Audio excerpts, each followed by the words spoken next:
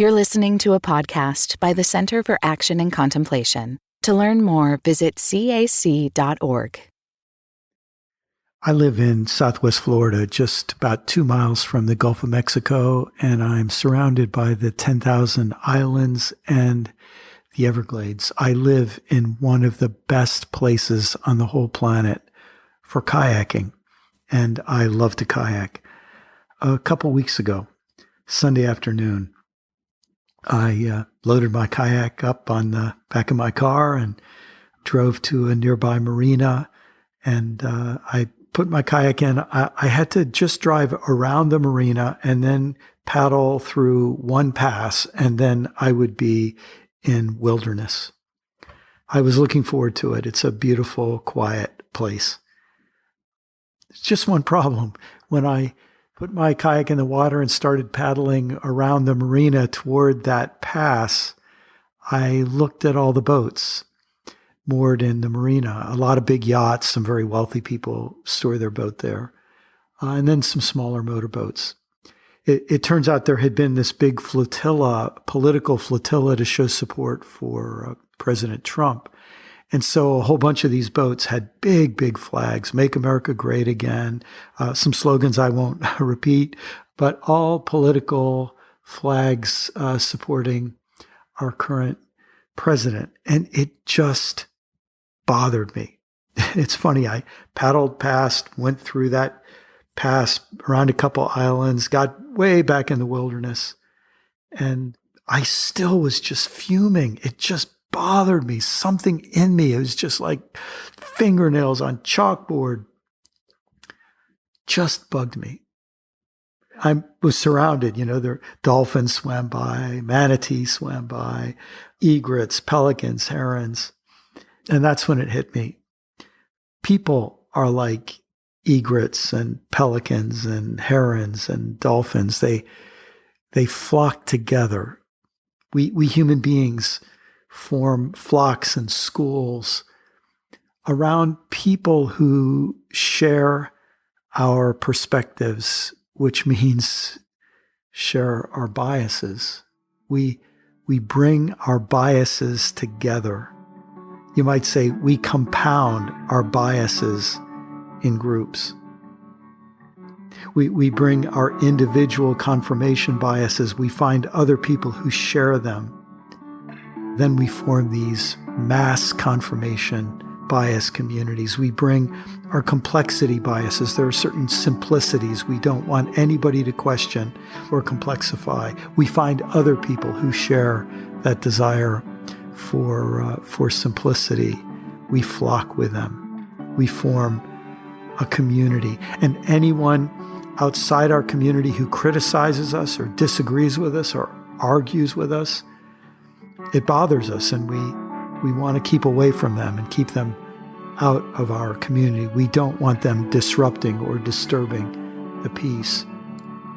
And we find over time it's just easiest to flock with people, to form our own flotilla of people who see things the same way. I've been involved in politics a good bit over the last 12 years or so, especially. I've been actively involved in several presidential campaigns, as well as Senate and other congressional campaigns and state campaigns as well.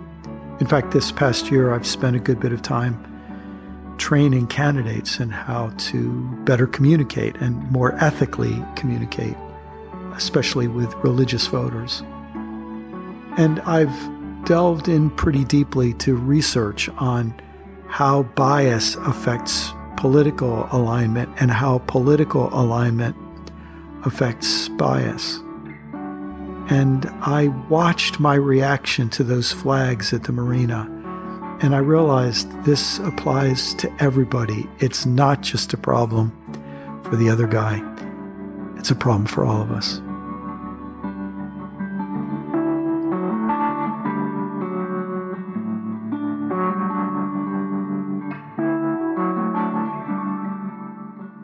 Welcome, everyone, to Learning How to See. Our topic today is Seeing is Political. And we're going to talk about how bias, how filters and distortions to our thinking lead us to see the world very differently, lead us to see the world in opposition to one another, lead us to support candidates who lie to us, who abuse us, who harm us. We're going to go right there to things that are highly relevant to where we are living today. And let me start by welcoming Jacqui Lewis and Richard Rohr. So glad to be with you again. And I wonder if each of you could just check in on how do you think we're doing as a nation politically? How do you analyze 2020 so far in our political activities? Richard, what comes to your mind? What do you see? This might be because I just talked to the team that's going to create the DMs for the daily meditations for this coming year. Quoted for them Hannah Arendt's term about the Nazis, the banality of evil. Yes. How we think of evil as something grotesque, exceptional, and the whole Nazi experience was it had become commonplace. Everybody's doing it. I think we've got to clarify this year because we have just seen this happen in our country. The banality of evil, Yes. roundly agreed upon as not evil. Educated people seemingly enjoying or allowing or appreciating being lied to on a daily basis. What does that say about our humanity? It seems to me it's a low point in civilization, and that's not much of an exaggeration, Yeah, and to have a low point when we have nuclear weapons plus the ability to destroy our climate and environment, it's a bad time to have a low point, isn't it? Yes. Good way Jacqui, to say it. Yeah. What are you seeing, Jacqui? Thanks, Brian. It's so good to be with you and Richard again today. I was listening to a podcast today where Krista Tippett interviewed our friend Angel Kyoto Williams. Yes. I was listening to Angel observe that this is a different difference, that this time is a different kind of difference. And I think that's right. I mean, Ruby Sales and I talk a lot. Like she says, when people say we've never been here before, if people say we've never been here before, well, that's not true. We've been here before. Racism, violence, lying, right? Southern strategy. I mean, we can think of other episodes in our history, Nazism, Yes. where we've been here before. But I think I nuance what Angel's saying. This is a different kind of here, though, in the way that we accept lying as a part of our national discourse. Yes. That we elected a narcissist, Yes. who's a sociopath. And we knew we were doing it when we did it. And we rolled the dice on it that somehow it would be a little bit better than the other option. Yes. Holy cow, when I really think about it, I'm heartbroken. And I'm so counting on good people of goodwill, not about political party, but for good people of goodwill to say, actually, we're not going to do lying. We're actually not going to do grabbing of genitals. We're actually not going to do sociopathy. We're actually not going to do narcissism. We're just not going to do it. That is my prayer. Boy, you put that together, how horrible, how dangerous the moment is. With Richard, your comment about the banality of evil. I just came across a quote I'd never seen before from C.S. Lewis the other day, where C.S. Lewis said something like the greatest evils are perpetrated by men in suits and ties, where things are voted, moved, seconded, and voted, in air-conditioned offices and all the rest. And we just realized, this is a time to wake up. And I'll tell you, it's really what got me thinking about these biases. I just want to do a quick review of the biases that we have covered so far in our first couple episodes. We talked about confirmation bias, that the human brain welcomes information that confirms what it already thinks. and resists information that disturbs or contradicts what it already thinks. That's really the basis for so many others. It's just the way our brains are wired. Second, complexity bias, that the human brain prefers a simple lie to a complex truth. Third, community bias, that the brain finds it hard to see something that our communities don't want us to see, that our belonging groups don't want us to see. We're so geared toward being part of our team, part of our tribe, part of our group, part of our flock, that if an idea comes to our mind that will put us out of sync with our group, we're so terrified by that thought that our brain dismisses it often before we're even conscious of it. And then comes contact bias, which is sort of the flip side. If we don't have regular contact with certain people, then we can't see what they see. We don't believe what they say. In a sense, they don't exist for us if we don't have a relationship of real contact with them. I think of what our mutual friend Shane Claiborne often says. It's not that the rich hate the poor. It's that the rich don't even know the poor, that there's no relationship there. And that brings us to some highly political biases. And the first one I'm calling conservative liberal bias. And basically the idea here is that our brains like to see as our party sees, and we flock with those who see as we do. There have been a couple theorists who've helped me understand this. One is George Lakoff. And George Lakoff says that people who identify as liberal tend to see the world through a nurturing parent window. They basically say, people are basically good. They want to do the right thing, but they just haven't been taught. They haven't been instructed. They haven't been guided. They don't have the encouragement. And if they could just get that kind of encouragement, they would do the right thing. And then he says conservatives see the world through a strict father window.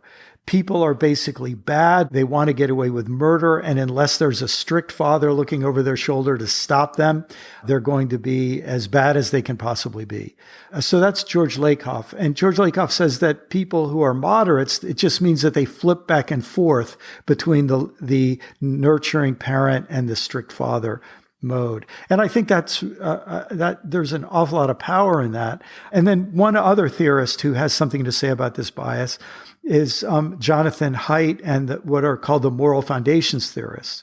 And they've done a good bit of research on this, and they find that people who identify as liberal or progressive are especially persuaded by arguments based on justice and compassion. If something is fair and something is kind, they're drawn toward it. And conservatives also value fair and kind, but there are 4 other lines of moral reasoning that they're super attracted to: purity, loyalty, authority, and tradition. And so if they can be shown that something seems degrading or dirty as opposed to pure, that really riles them up. If they feel that something is disloyal to their team or group or religion, that is enough to make them want to reject it. If it goes against the authority figures that they trust and respect, and if it violates tradition, they resist it.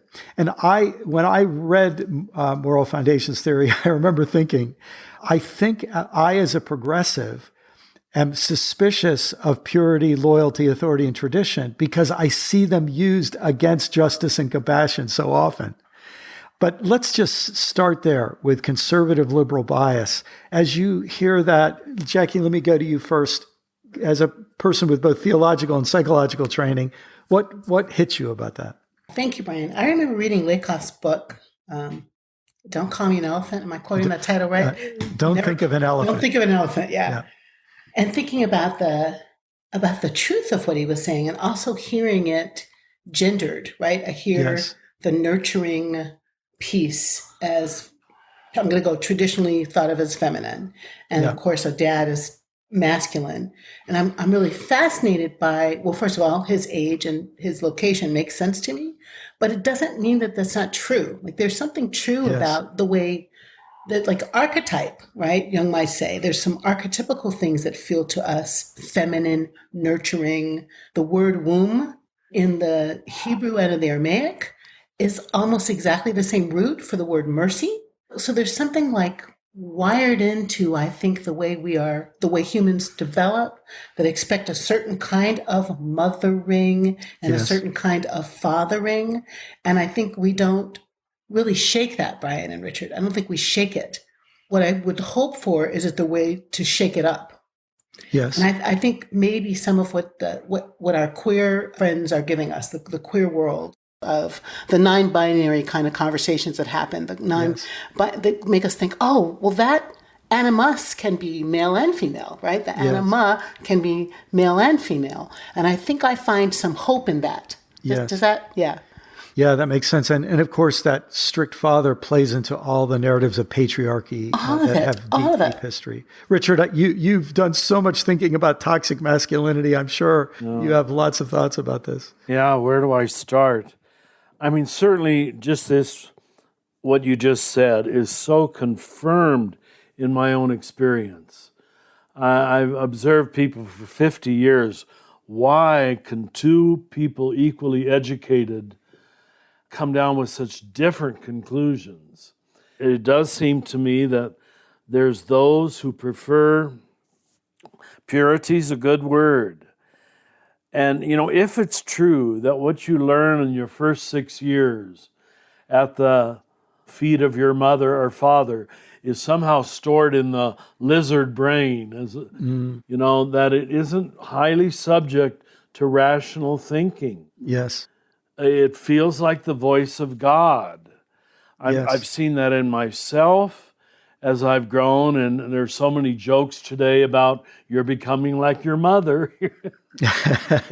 You're becoming like your father. Well, that's undoubtedly true. If you don't have an independent source of truth, which we would call the inspiration of the Holy Spirit or some kind of contemplative seeing, which is the theme of this whole thing, I think you take those early voices as the voices of God, and they're very hard to overcome. If your parents were authoritarian, that still seems like goodness to you. To be authoritarian, to honor authoritarian voices, and people who don't are dangerous. I can see why things like spiritual direction grew. That I think this is the job of a good spiritual director who can say gently back to you, you do know that what you're saying is not rational. Can I join in there for a second with Please Richard? jump in. Yeah, no, you haven't. You're just sparking my imagination, Richard. That this idea of this first 6 years of our life, and how that feels like the voice of God. Actually, the conversations about God image, right? Anna Maria Rizzuto, one of your Catholic colleagues, wrote this book called The Birth of the Living God, and the stuff of God. The way we think of the voice of God and the behavior of God and the will of God is really shaped by those childhood experiences you're describing. The feeling of whether or not we were lifted up and we felt we could understand what it meant to have an idealized other. Images on the stained glass windows in our churches. Yeah. What did our first church school teachers teach? What did our first sermons sound like? So all along our life cycle, there's this opportunity for us to shake up God. But we often don't, Richard, because no one challenges us to. No one challenges, yeah. Right. No one says, God's not like that, right? Our like-minded group. Exactly. Yeah. Exactly. Yeah. So God is punitive, angry, rule-making, demanding our loyalty and tradition. God number one, right? God number two is a nurturing mother hen, merciful other who'll walk alongside you as you discover your life. Yeah. Not so much about yes, no, but more about both and. Yep. I just think what you're saying is really true about God and politics, Richard. Ditto. And I don't know about you two, but as soon as I read Moral Foundations Theory, I just started seeing the Gospels, different passages flash in front of my eyes, and all of the scriptures, like purity. Isn't it interesting? Jesus says it isn't what goes into a person that defiles a person. So he doesn't say purity is unimportant. He flips it. It's what comes out. It's greed and lust and anger. In other words, he doesn't throw out purity. He just flips it so that that kind of purity will reinforce justice and compassion. Very good. And you think of loyalty. You have heard it said, but I say. So he's willing to challenge authority, but then he says, but I'm not overthrowing the law and the prophets. I'm fulfilling its intent, I mean, you just see Jesus playing with purity, loyalty, authority, tradition. It's a fine tradition you have, he says, but you end up treating your parents like dirt in the name of your tradition. I'm paraphrasing, but just fascinating to watch Jesus grapple with that. And of course, I also think, Jacqui, just Jesus calling God Father, but then using the image of a mother hen gathering chicks. Right. Or Jesus modeling not that kind of patriarchal authoritarian style, but modeling servanthood and all the rest. Richard, I think you're the person who only person I've heard say this, that something to the effect of course, God would incarnate as a man because it's men who. Could you get that saying? Because someone had to model doing the male thing right.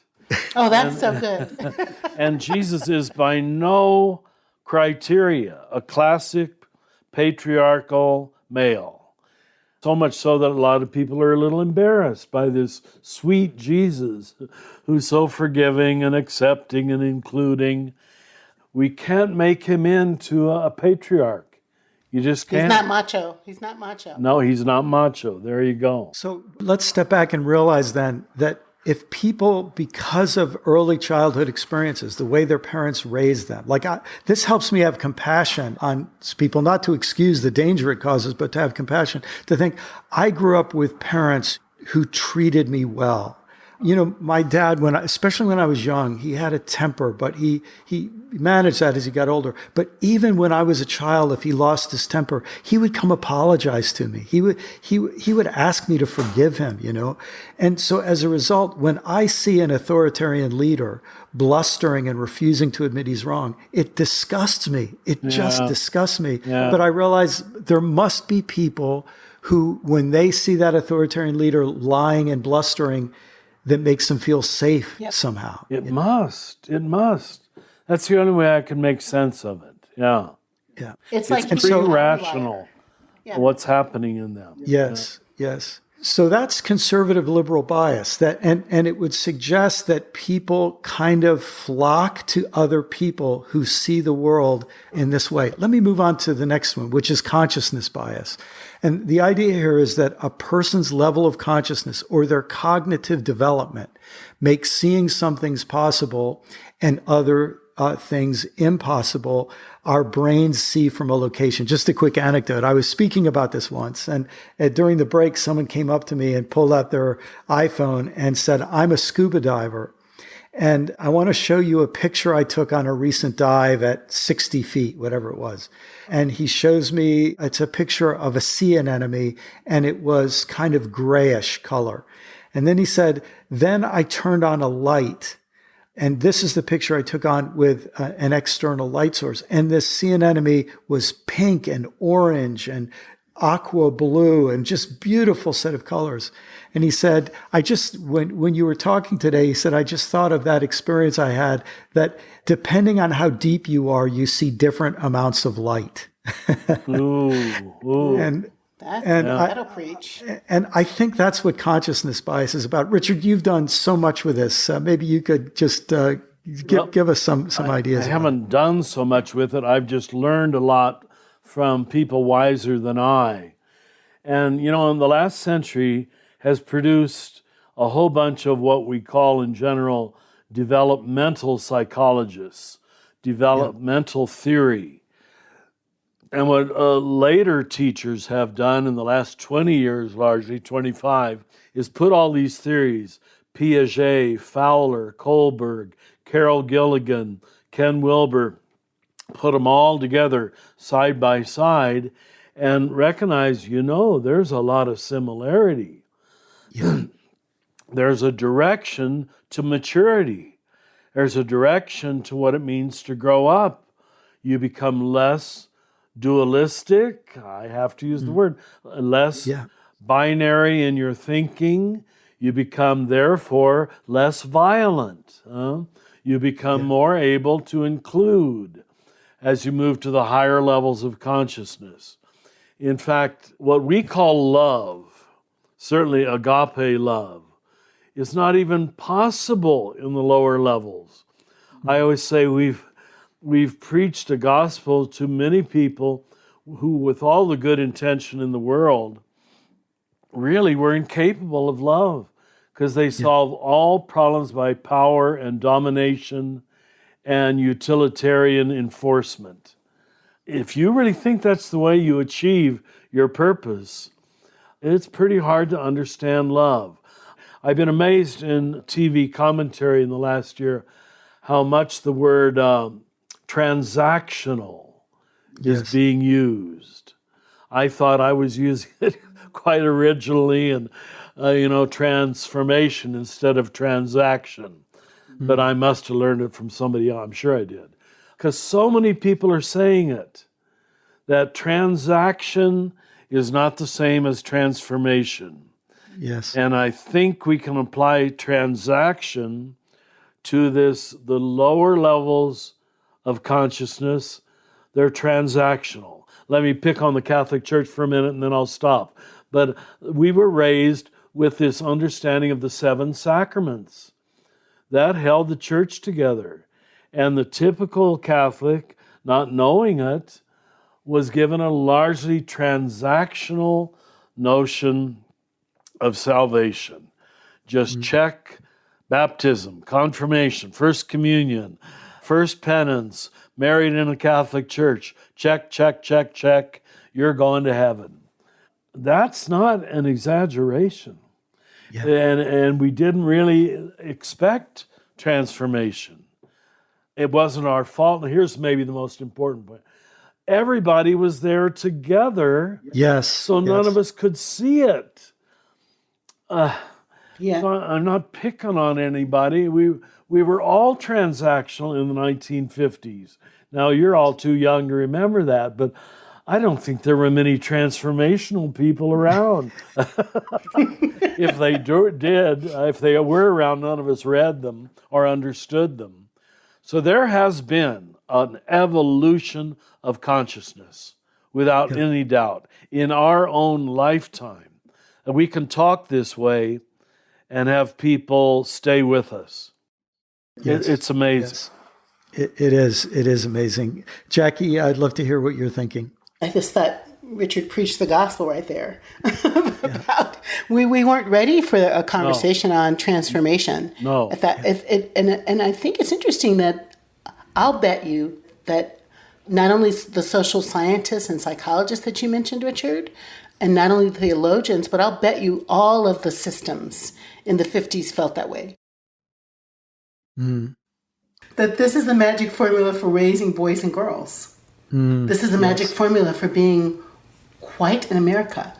This is a magic formula for success, that there was a transactional understanding of what it meant to be a human. Did it come out of the war? Did it come out of prosperity in the 50s? I'm not sure because I never thought about it before. Yeah. But it makes sense to me that the systems, plural, would be wired in the same way, and that we're rewiring the systems now. So we think about the political movements of the 60s as rewiring that transactional nature of the way to be a human to more of a transformed way of understanding systems and structures. Yes. And even the idea that there's more than one way to see. It's just such a contradiction to the old Enlightenment idea that reasonable men will agree, was the great motto of the Enlightenment, that everybody will see things the same way if they're just reasonable. And then, the reaction to that, the way systems don't like to change, is that there has been now a reconstructed sense of either or, binary thinking, right? Not nuanced, not more than one path, just straight left and right. Yes. So we feel safe again. Yes. From all of the post-Enlightenment, too many choices. Yes.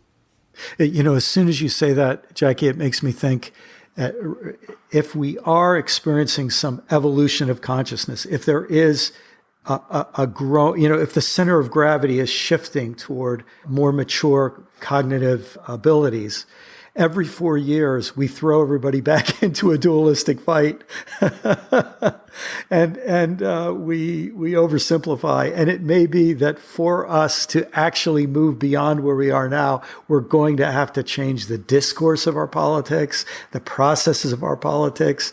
It's going to require system-wide change. But right now, we are really stuck. And when you take conservative liberal bias and when you take consciousness bias, you realize why we get stuck. And you realize that for there to be change, I'm not saying this to flatter anybody, but it requires pastors like Jacqui Lewis preaching in New York City, and it requires teachers like Richard Rohr, and it requires conversations like we're having now to help people even understand that there are multiple ways to see, and that we have some choice in these matters.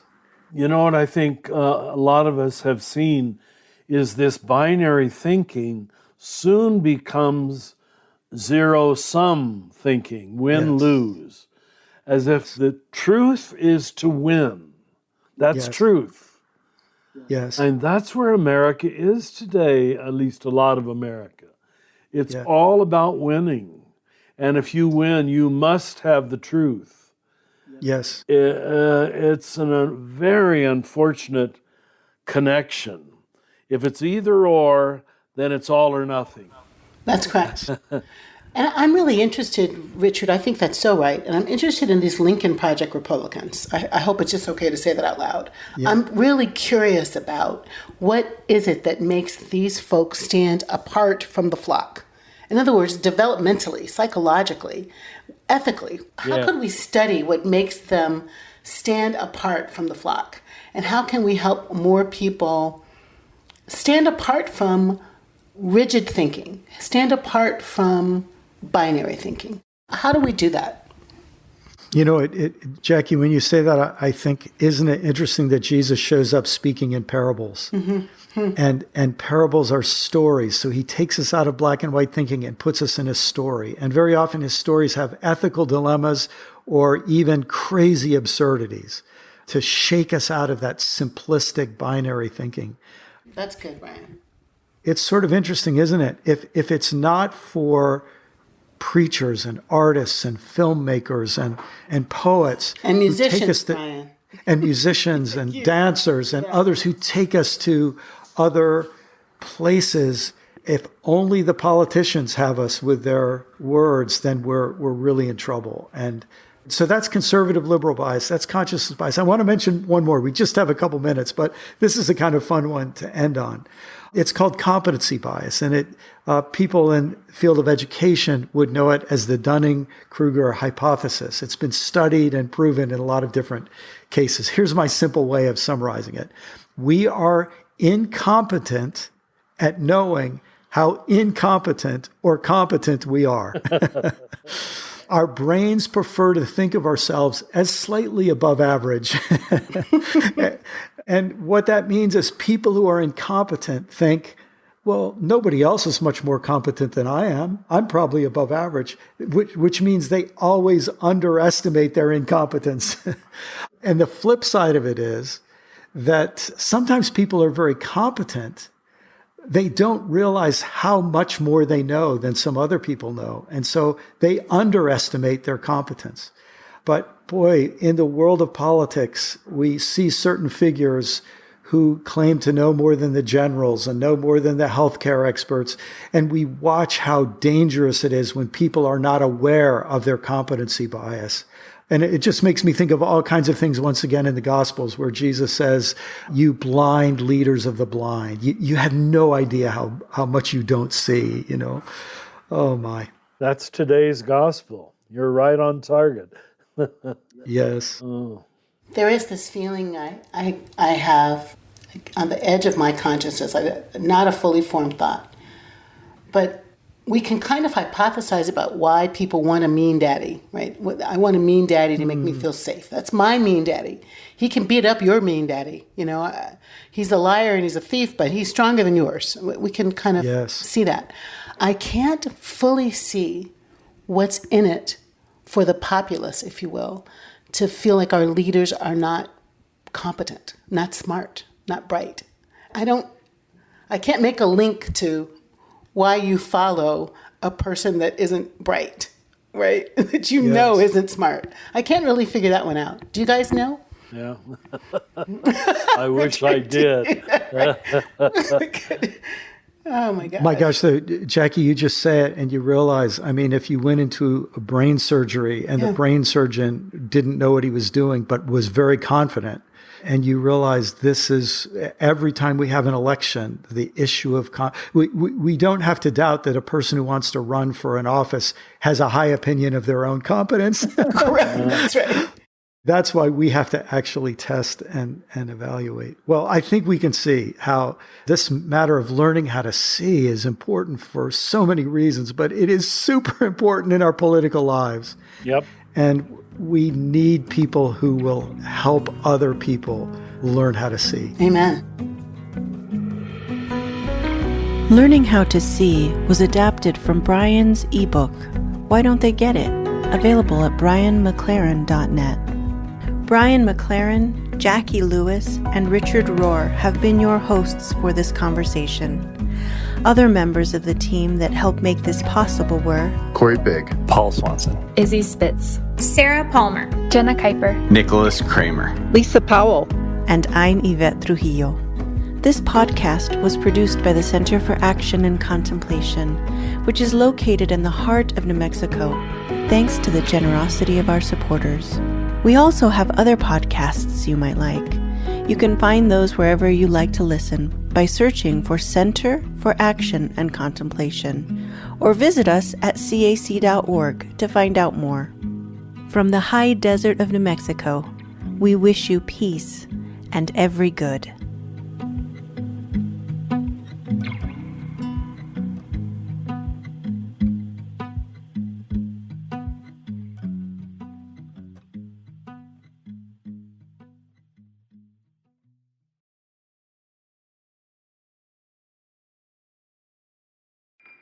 Do you feel called to walk a more contemplative path?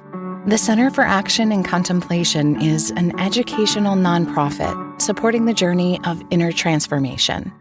Our programs and resources will help grow your consciousness, deepen your prayer practice, and strengthen your compassionate engagement with the world. Learn more about our resources, such as publications, podcasts, email series, and events at www.cac.org.